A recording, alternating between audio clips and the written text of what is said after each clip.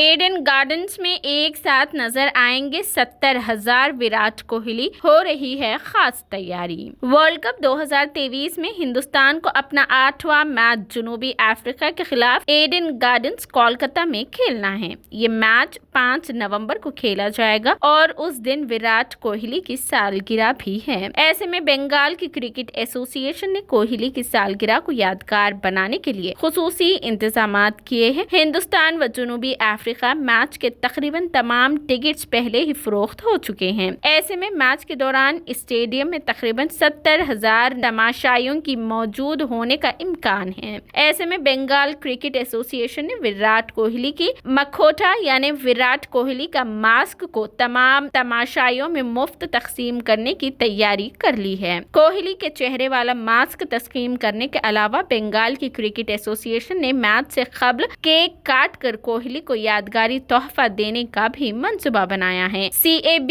के सदर स्नेहा शेष गंगोली ने प्रेस कॉन्फ्रेंस में कहा कि हमें उस पर ICC से मंजूरी मिलने की उम्मीद है।